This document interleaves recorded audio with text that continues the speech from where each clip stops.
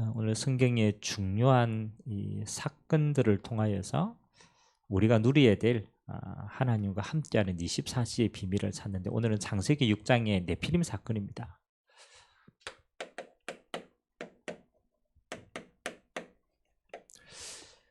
물 때문에 자신의 인류에 다 죽었죠. 근데 물 때문에 살아난 사람이 노아 가족 아닙니까? 그 노아 가족이 누렸던 24비밀 있죠.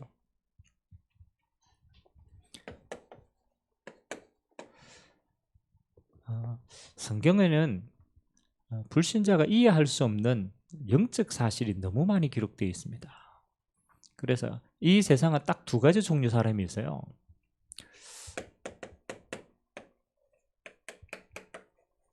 네피림의 사람이 있어요. 오늘 창세기 6장 시대에 뭐라고 얘기했느냐? 하늘에서 떨어진 영에 의해서 충만한 사람, 네피림의 사람이에요. 그리고 하나님의 영에 감동되어진 성령의 사람이 있어요. 물론 우리가 사람을 구분하고 연구하는 많은 기준이 있지만, 우리를 창조하신 하나님은 세상을 딱 두 가지의 사람으로 분류했습니다. 하나님을 떠난 악의 영에 충만한 사람과 또 하나님의 영이 회복되어진 사람. 그래서 보통 우리가 세상을 살아보면요, 99%예요. 99% 하나님 없이 사는 사람들. 그런데 하나님이 1%의 이 성령의 사람을 통하여서 99%를 살립니다.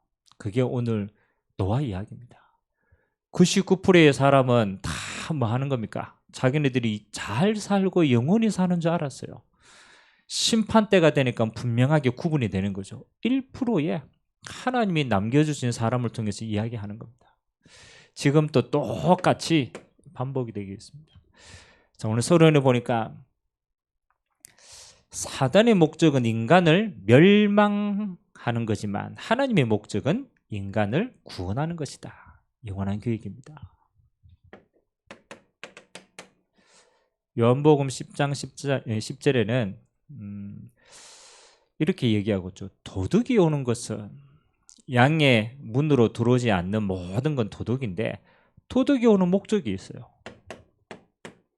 도둑은 도둑질하러 오는 거예요.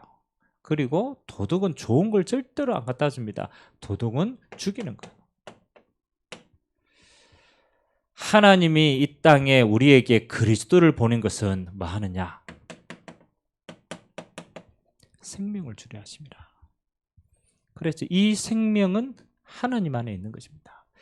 여러분, 도둑이 어떻게 하나님을 떠난 인간들의 것을 빼앗아 가는지, 그게 12가지 상태입니다. 이 사단이요, 함정을 파놨어요. 함정은 안 보이는 겁니다. 이렇게 덮여 있기 때문에. 근데 지나가다가 빠지면 못 올라오는 거야. 사단이 너무 그럴듯한 걸로 어떤 함정을 딱 파놨느냐. 처음부터 이게 있기 때문에 우리는 잘 몰라요. 하나님을 모르니까 네가 주인이다. 요 함정을 파놨어요. 그래서 하나님을 떠난 모든 사람들은 뭐예요? 개인의 능력으로만 살아가는 줄 알아요. 참 어리석죠. 원래 우리는 하나님의 능력으로 사는 자인데 하나님의 은혜가 없으니까 네 능력으로만 살아가는 거야. 그래서 이 세상에요, 모든 사람들이 어느 날 한계를 만납니다. 내 능력으로 안 되는 게 너무 많은 거예요. 그래서 사단이 요 함정을 파놨어요. 너가 모든 걸 이끌어가야 돼. 두 번째 함정은 뭡니까? 네피림 시대를 만든 거예요. 네가 안 되니까 다른 영으로 충만한 거예요.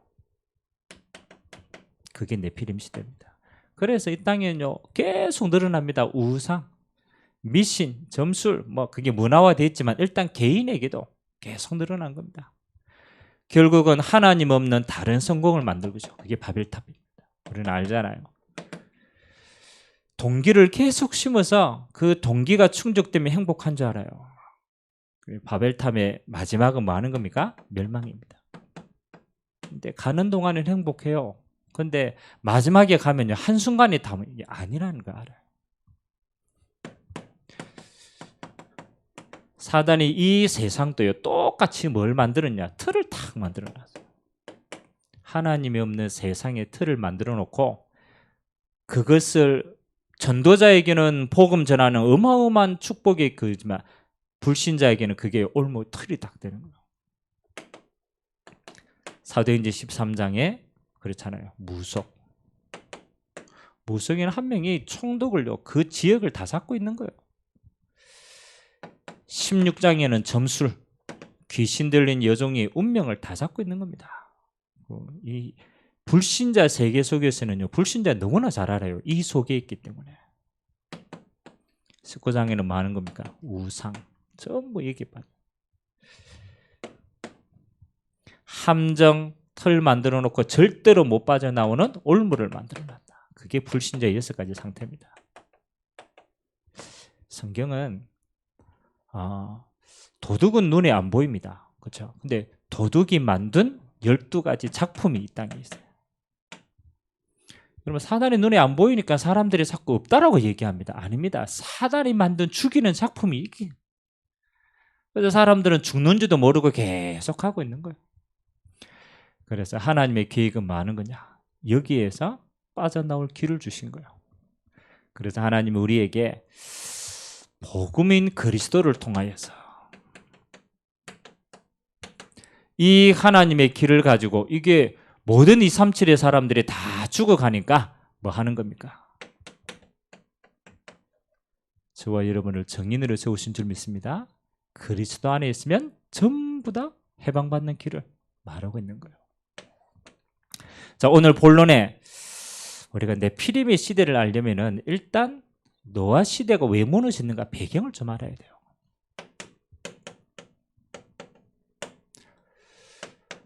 일어난 사건이기 때문에 우리는 좀 봐야 돼요. 네피림이 임하였다, 뭐 악한 영이 장악했다 이 말도 맞지만 그 시대의 배경이 어떠냐. 6장 1절 2절 안 읽었지만 6장 1절 2절은 뭐라고 기록되어 있습니까? 사람이 땅 위에 번성하기 시작할 때 그들에게서 딸들이 나니 하나님의 아들들이 사람의 딸들의 아름다움을 보고 자기들이 좋아하는 모든 여자를 아내로 삼은지라. 그렇죠? 시작이 뭐랍니까? 하나님이 주신 가정과 결혼의 축복을 놓친 겁니다. 아담과 하와의 가정은요, 이 가정은 하나님이 직접 만들었어요. 이건 우리가 만든 제도가 아니고 하나님이 직접 만들어서 가정을 통하여서 생육하고 번성하고 정복하고 다스리는 축복을 다 준 거예요. 사단이 가장 먼저 뭘 깨뜨렸습니까? 하나님이 직접 만든 가정을요 뭐 하는 거예요? 공격한 거예요. 그러니까 당연히 이 영적인 대물림이 후대에게 바로 전달되는 겁니다. 그래서 시대는 네피림 시대가 된 거예요. 지금도 마찬가지입니다. 사단이 개인을 공격하는 것처럼 보이지만 타켓은 영혼이 장악하는 거예요. 후대를. 그래서 지금도요 가정을 공격해요. 그리고 시대의 배경이 어떻습니까? 창세기 6장 4절에 이제 영적인 색깔이 나오죠. 당시의 땅에는 네피림이 있었고 그 후에도 하나님의 아들들이 사람의 딸들로 들어가 자식을 낳았으니 그들은 용사라라고 얘기하죠. 네피림. 네피림은 히브리어로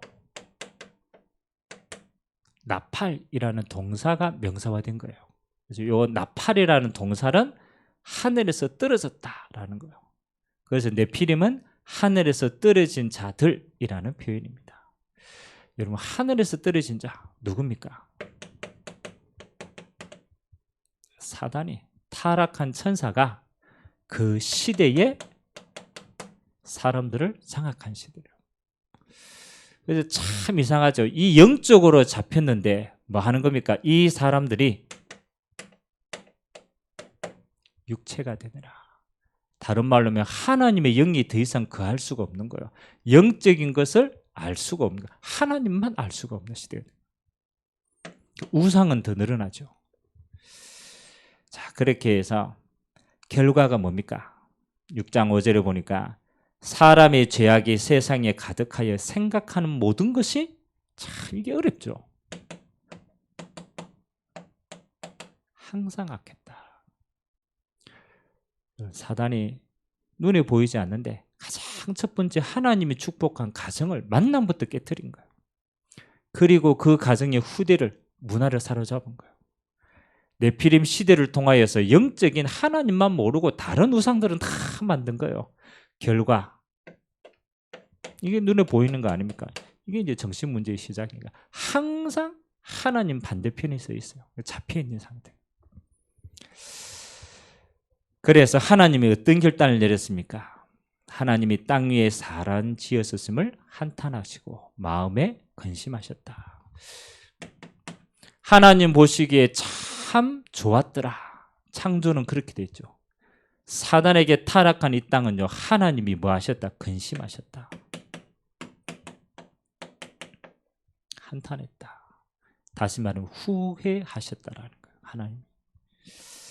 지금도 마찬가지입니다. 하나님이 하나님을 떠난 이 시대를 보고 한탄하고 계십니다.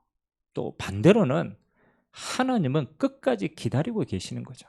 모든 이 속에 있는 사람이 구원받을 수 있도록. 그래서 하나님은 이들에게, 우리에게 뭐 하는 겁니까? 구원의 길을 열어주신 거예요. 그 대표적인 인물이 노아입니다. 99%의 그렇잖아요. 네피림의 시대인데 단 1% 노아와 같이 하나님 앞에 선 한 사람을 통하여 99%를 살리기 원했습니다. 이걸 보고 우리는 남은 자라고 얘기합니다. 여러분 언제든지 그랬습니다. 복음 가진 사람은요 안 많아요. 정말 어떻게 보면요 무식한 것처럼 보이고 정말 연약한 것처럼 보여요. 그런데 하나님은 그 남은 자를 통하여서 99%를 살리기를 원했습니다. 영적으로는. 노아가 받은 축복이 뭡니까? 창세기 6장 8절에 보니까 그러나 노아는 여호와께 뭘 입었더라? 은혜를 입었더라. 은혜는 입었다라고 하는 표현이 뭡니까? 그렇죠? 주어서 내게 온 거예요. 주어서 내게 온 거예요. 우리는 은혜 받을 자격이 아무도 없는데 하나님이 우리를 선택해서 무조건적으로 은혜를 베푸신 거예요. 남은 자로. 1%에게 하나님은 노아에게 은혜를 입혔습니다. 그래서 저는 제일 큰 축복이 뭐냐? 그렇죠? 자랑할 게 없어요. 부르심의 은혜다. 아니 우리가요 똑같다니까 다 똑같이 무너져야 되는데 하나님은 하나님의 이 은혜를 위해서 뭐 하는 거예요? 우리를 부르신 거예요. 노아를 부르신 거예요. 자격 없는데 하나님은 하나님의 일을 위해서 붙들어 세운 거예요. 그 노아를 하나님은 뭐라고 표현했습니까? 6장 9절에 보니까 노아는 뭐 의인이다. 당대에 완전한 자고 하나님과 동행하였다. 세 가지 단어가 나옵니다. 의인이었다 라는 단어가 나오죠. 그리고 완전한 자다 나오죠. 그리고 하나님과 동행한 자다. 이게 참 중요한 응답이 많이 보여요. 하나님이 노아에게 은혜를 입히시고 그렇잖아요. 은혜 입은 노아가 어떻게 해요? 그는 의인이었다. 당대의 의인이었다. 우리는 또 의인이라면 기준이 막 또 달라요. 여러분 의인의 기준은 하나입니다. 하나님의 은혜 받은 복음 가진 자가 의인이라. 복음. 하나님 보시기에는요 의의가 하나도 우리에게는 의의가 없어요. 하나님은 딱 한 가지 조건. 노아가 하나님의 은혜로 복음을 알게 되었다. 당대의 완전한 자다. 그렇죠. 우리가 어떻게 완전할 수 있습니까? 근데 노아의 행적을 보면 딱 한 가지 하나님 앞에 완전하게 선 게 있어요. 하나님의 약속을 믿었다. 우리가 행위로서 완전할 자 아무도 없습니다. 하나님이 노아에게 방주를 만들라 했는데 그 방주가요. 그 하나님의 말씀이 믿으신 거예요. 믿으신 거예요. 그러니까 저 산 위에 올라가가지고 방주를 만들었죠. 하나님 앞에 완전한 자는 딱 하나. 하나님의 언약이 믿어지는 자는 완전한 자다. 마지막으로 하나님과 동행했다. 이것도 참 중요한 응답이죠. 노아가 방주를 만들고 행하는 모든 일이 하나님이요 함께 하셨다라는 거예요. 노아가 이걸 체험한 거예요. 아, 하나님이 은혜 주셨고 하나님이 복음으로 덧입혀 주셨고 하나님이 말씀 주신 게 믿어지게 하고 그 믿음으로 하나님의 일을 행하는 것도 하나님이 함께 행하셨다. 오늘 남은 자에게 주시는 하나님의 축복인 줄 믿습니다. 은혜 입은 자. 아무도 벗어날 수 없어요. 하나님이 은혜 주시고자 하신다라면 아무도 거부할 수가 없어요. 그렇죠? 그래서 오늘 저와 여러분이 우리의 의지가 하나도 없어. 하나님이 불렀고 하나님이 은혜 주셨고 하나님이 의롭게 하셨고 하나님의 믿음으로 우리를 완전하게 하셨고 하나님이 함께 하나님의 일을 행하게 하실 줄 믿습니다. 그걸 보고 남은 자다. 저는 보니까 노아는요 그냥 요 정체성만 안 잊어먹으면 돼. 하나님이 이 일을 내게 맡기셨구나. 노아가 어떻게 응답을 받았는지 마지막 노아의 작품입니다. 하나님은 네피림을 이기는 약속을 주셨는데 지금도 마찬가지죠. 네피림 99%의 세상 문화입니다. 또 99%의 영향력이 있어요. 사실은 그 당시에 노아 가족 외에는 다 빠졌어요. 그만큼 어마어마한 힘이 강력하고 모든 것이 다라고 착각할 만큼 강했단 말이에요. 근데 이 네피림이 어떻게 해서 무너졌느냐? 그렇죠? 그거는 하나님의 사람, 언약 가진 한 사람의 언약 때문에 무너지게 됩니다. 그 언약이 이렇습니다. 노아에게 하나님이 네피림을 이기는 방법을 주셨어요. 6장 14절을 보니까 딱 한 가지입니다. 앞으로 물로 심판할 거니까 하나님이 방주를 만들어라 라고 얘기했어요.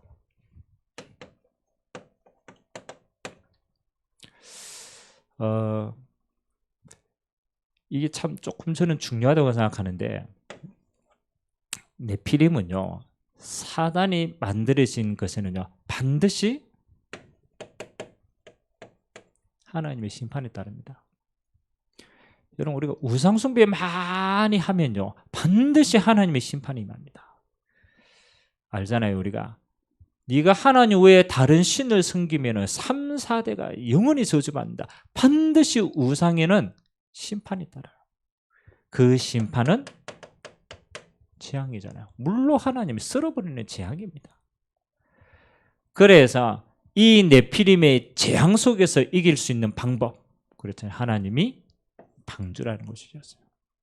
이 방주는 뭡니까? 재앙을 이기는 유일한 길입니다. 그래서 이 방주의 예표가 뭡니까? 그렇죠. 사단이 만들어 놓은 재앙을 피할 수 있는 유일한 방법이 그리스도다. 저는 정말로 이 시대가 똑같이요. 구약, 신약 상관없고 앞으로도 똑같이 이 시대 온다고 생각합니다.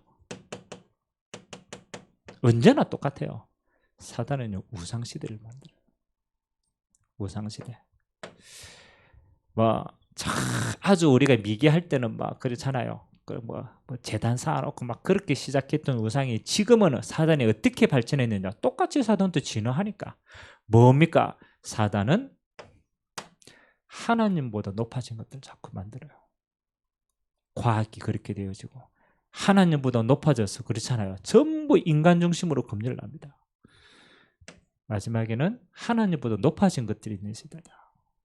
그러나 반드시 우상이 창궐하면요 따라오는 게 어쩔 수가 없어요. 우상 뒤에는 반드시 재앙이 따라와요.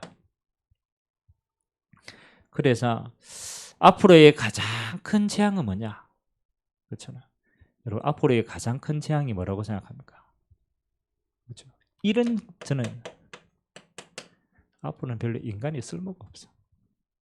가치가 없어요. 누가 그러더라고. 제가 유튜브 한 게 보니까 산업 그렇잖아요. 혁명. 산업혁명 일어나고 그 이후에 인간이 얼마나 무너졌는가. 그걸 뒷면을 하면 돼요. 우리가 산업혁명 이러면 좋은 것만 생각하잖아요. 기계 만들어가지고 막 타고. 여러분 산업혁명이 탁 일어나니까요.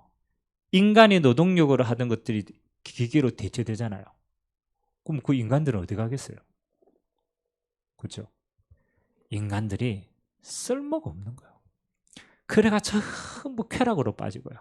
인간들이 쓸모가 없으니까 처음부터 완전 인간性상실, 인간성의 상실이에요. 여러분 4차 산업, 4차 산업이 가장 중요한 특징이 뭡니까? 그렇죠?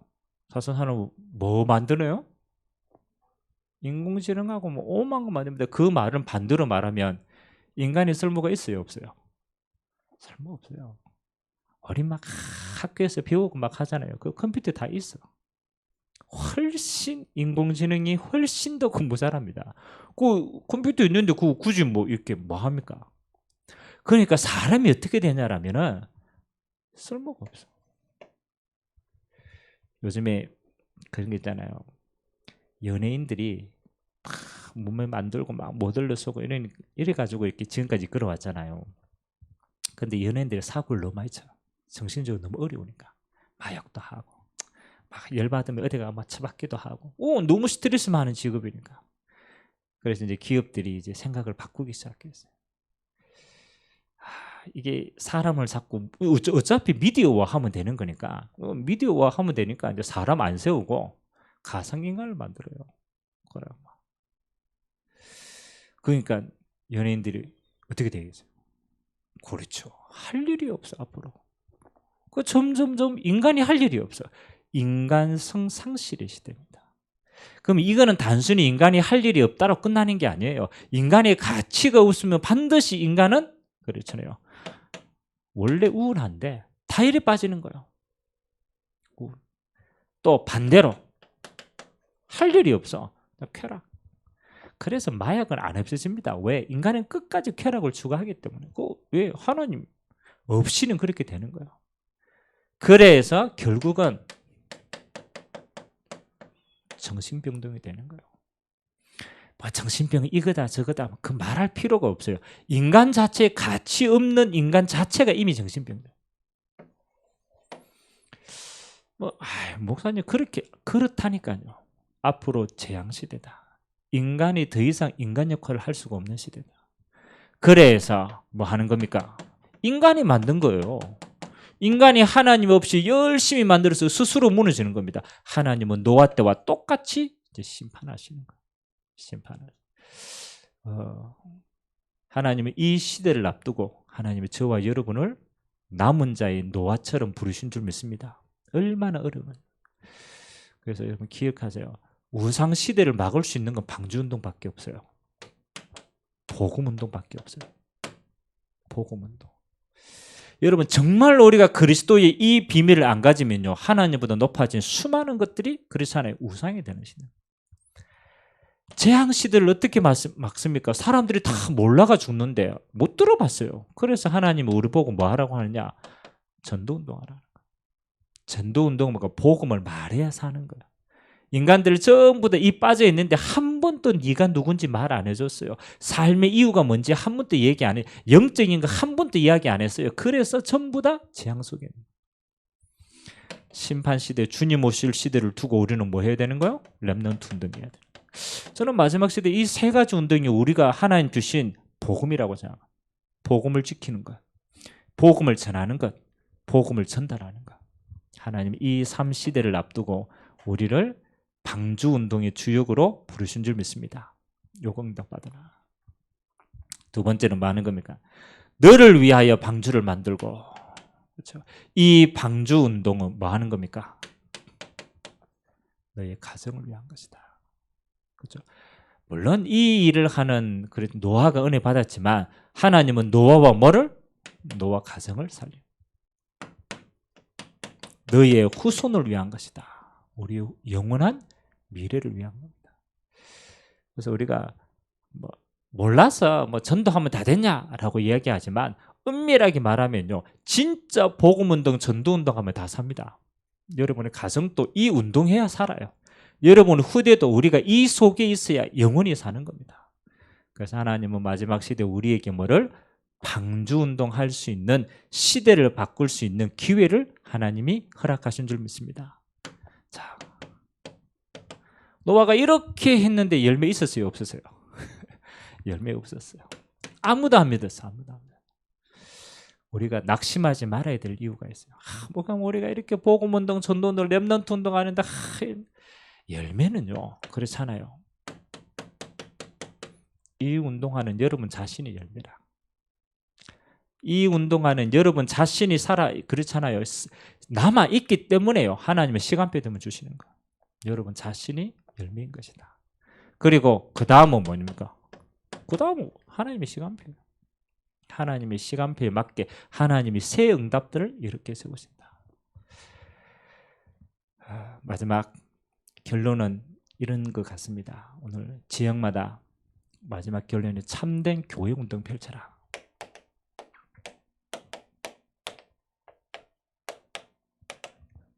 우리가 교회 운동이라니까 막 교회 많이 세워야 되냐라고 생각을 하지만 그것도 맞는 거예요. 그렇잖아요.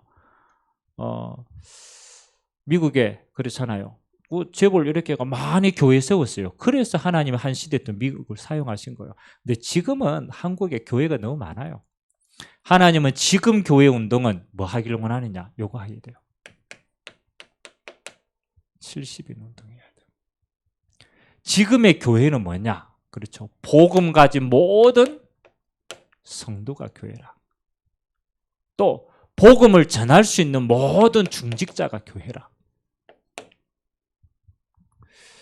우리가 지금 뭐 한국의 기독교인이 몇 프로고 믿는 사람이 몇 프로다라고 이야기를 하지만 엄밀하게 현장에 들어가면요 없어요. 현장에 들어가면 복음을 말할 수 있는 사람, 복음을 전할 수 있는 사람 없어요. 그래서 하나님은 마지막 시대 교회는 뭐 하는 거예요? 복음 가지고 복음 전할 수 있는 성도가 교회다. 하나님은 이 성도 중심으로 뭘 주시느냐? 70지역을 주십니다. 반드시 누려야 돼요. 70지역을 맡겠다라는 건 뭐 하는 겁니까? 주님이 가시고자 하는 각동 각처를 하나님이 배분하신 거예요. 맡기신 거예요. 그래서 우리는 이걸 보고 지교회라고 얘기합니다. 70인들은 전부 지교회 운동이 주역이 되겠어요. 아나니아, 다메섹에 지교회 운동했어요. 건물 있는 게 아니고 자기 집에서 뭐 하는 거요? 말씀 운동 펼친 거예요. 하나님은 여기에 누구를 갖다 붙입니까? 이걸 갖다 붙입니다. 70종족. 하나님은 이 응답을 받은 그렇잖아요. 빌립에게 하나님은 에디오피아 내시 갖다 붙인 거예요. 아무도 변하지 않는다. 하나님은 살릴 자를 갖다 붙인 거예요. 그 응답은 70나라로 흘러 들어갔어요. 한 사람이 복음 받고 들어가니까 에디오피아 한 나라가 사는 거예요.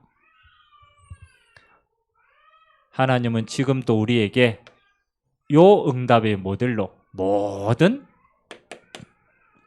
성도가 이 응답의 주역으로 쓰임받게 되길 주님의 이름으로 기도합니다. 네피림 사건과 나의 24입니다. 저는 요즘에 계속 좀 마음이 담긴 거예요. 그래, 우리가 해야 될 일은 이거밖에 없다. 하나님이 말씀하시는 70은 운동하는 것밖에 없다. 그래서 여러분 한 사람 한 사람이 요 70인 운동의 주역으로 쓰임받게 되시기를 주님의 이름으로 기도드립니다. 기도하겠습니다. 좋으신 하나님 감사를 드립니다. 하나님, 네피림 시대 아무도 막을 수 없습니다. 하나님 아버지, 앞으로 주님 오실 미래는 더 심각한 네피림 시대입니다. 하나님, 이 일을 우리가 세우고 또 응답받기 위하여서 하나님께서 우리에게 방주운동할 수 있도록 축복하여 주시니 감사를 드립니다. 하나님, 노아와 같이 하나님 앞에 은혜 입은 자로, 하나님 앞에 의롭게 된 자로, 완전한 자로, 하나님과 동행하는 자로 하나님 이 방주운동 귀하게 쓰임받도록 은혜 허락하여 주옵소서. 감사를 드리며 예수 그리스도의 이름으로 기도드리옵나이다. 아멘.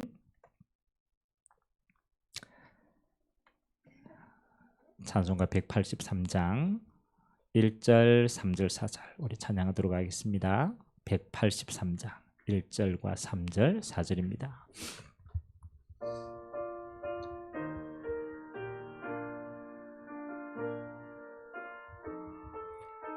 빈들의 마른 풀같이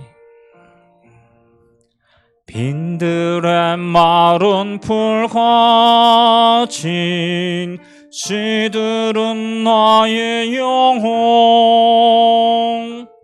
주님이 약속한 성령 간절히 기다리네 가물어 메마른 땅에 단비를 내리시되 성령의 단비를 비워 새 생명 주옵소서 절 따라 우로를 내려 조목이 무성하니 갈급한 내 심령 위에 성령을 부으소서 가물어 메마른 땅에 단비를 내리시되 성령의 단비를 비워 새 생명 주옵소서 잠되신 사랑의 홍량 어길 수 있사오련 오늘의 급족한 은행 주실 줄 믿습니다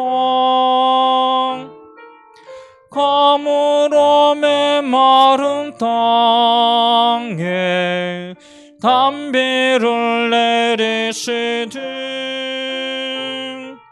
성령의 단비를 비워 새 생명 주옵소서